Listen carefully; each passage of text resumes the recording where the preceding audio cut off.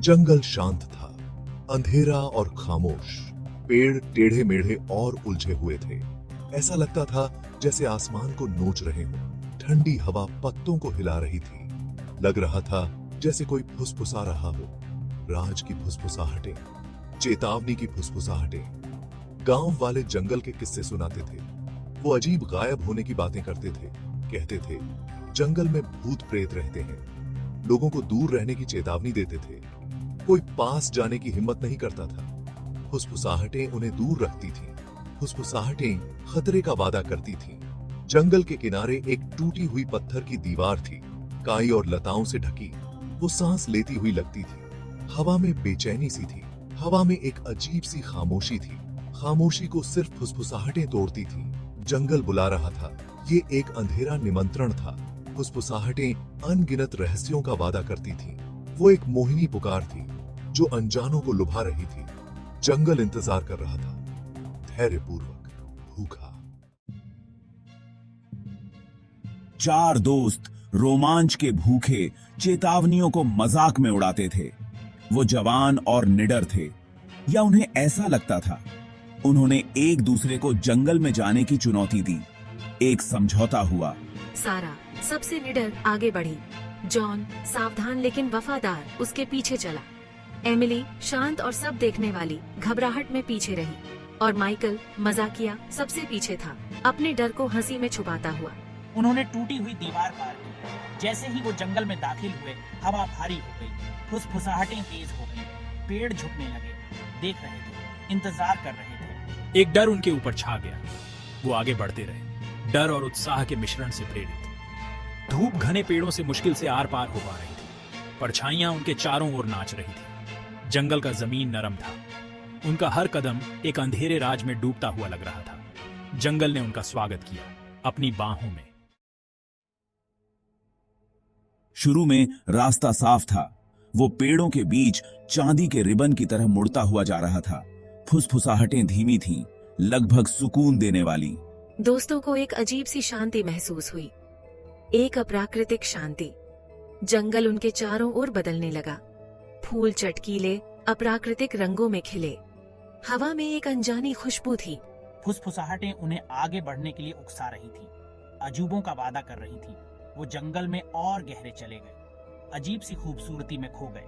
रास्ता कम साफ दिखने लगा, पेड़ पास पास आ गए, रोशनी कम होने लगी। फुसफुसाहटें तेज हो गईं। दोस्त अब चल नहीं रहे थे, उन्हें ले जाया जा रहा था। किसी अनदेखी ताकत से खींचा जा रहा था।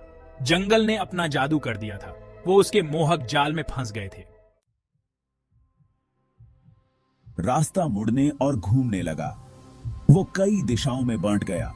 पेड़ हिलते डुलते और अपनी जगह बदलते हुए लग रहे थे, उन्हें भ्रमित कर रहे थे। फुसफुसाहटें भ्रमित करने लगीं, उन्हें गुमराह कर रही थीं। दोस्तों को एहसास हुआ कि वो खो गए हैं। उन्होंने अपने कदम पीछे करने की कोशिश की, लेकिन रास्ता बदल गया था। वो अब पहले जैसा नहीं था। जंगल उनके साथ खेल रहा था, जानी पहचानी चीजों को अनजान में बदल रहा था। परछाइयां लंबी और गहरी हो गईं। वो दोस्तों के चारों ओर नाच रही थीं और घूम रही थीं। उनके कानों में राज फुसफुसा रही थी, डर और निराशा के राज। जंगल सिमट रहा था, घबराहट होने लगी। वो एक दूसरे को पुकारने लगे। उनकी आवाजें पेड़ों में समा गईं। फुसफुसाहटें उनका मजाक उड़ा रही थी, उनके डर को दोहरा रही थी। जंगल उन्हें अलग थलग कर रहा था। माइकल मजाकिया सबसे पहले गायब हुआ। एक पल वो वहां था, घबराहट में हंस रहा था। अगले ही पल वो चला गया, गायब हो गया। मानो परछाइयों ने निगल लिया हो। दोस्तों ने उसे ढूंढा, उसका नाम पुकारा, लेकिन कोई जवाब नहीं आया। सिर्फ फुसफुसाहटें। Michael, Michael. उसका नाम फुसफुसाते हुए, उनके डर का मजाक उड़ाते हुए। जंगल ने अपना पहला शिकार कर लिया था। बाकी दोस्तों पर दहशत छा गई।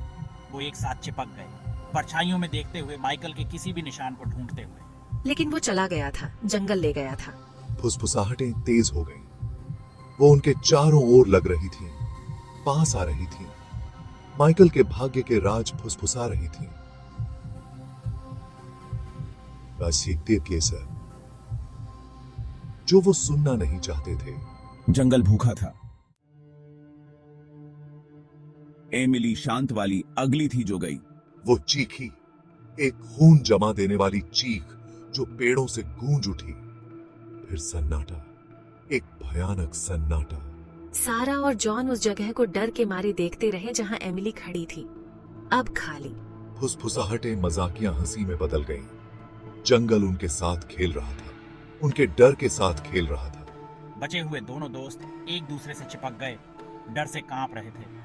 वो जानते थे कि वो अगले हैं। जंगल पास आ रहा था, उसकी पकड़ मजबूत हो रही थी। कोई रास्ता नहीं था। परछाइयां उनके चारों ओर घूम रही थीं, पकड़ने वाले हाथों की तरह पहुंच रही थीं। Emily, Emily.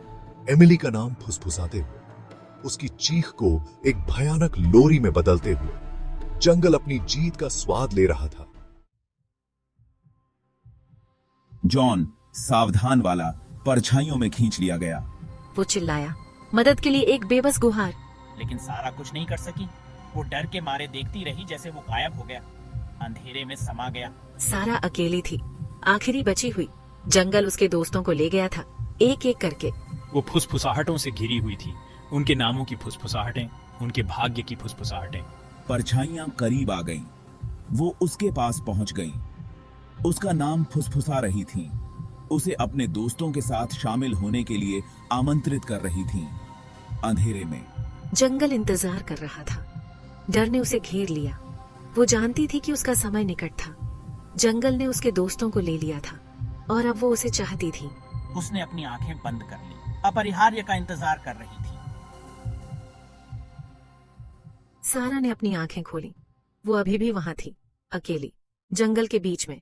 फुसफुसाहटें पहले से कहीं ज्यादा तेज थीं। वो उसके सिर के अंदर थीं, उसे पागल कर रही थीं। उसने चारों ओर देखा।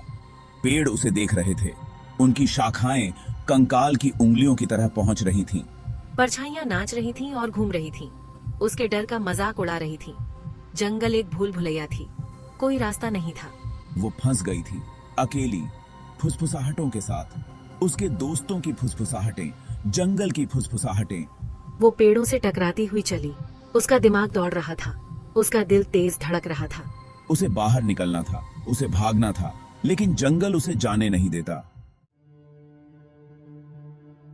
उसके पैरों के नीचे जमीन हिलती डुलती हुई लग रही थी। पेड़ मुड़ रहे थे और घूम रहे थे। रास्ता गायब हो जाता और फिर से दिखाई देता। जंगल उसके साथ खेल रहा था, उसे तड़पा रहा था। वो भागी, आंख बंद करके, बेबस होकर। लेकिन वो बच नहीं सकी। जंगल बहुत विशाल था, बहुत शक्तिशाली। उसने उसे अपनी पकड़ में रखा था। कोई रास्ता नहीं था।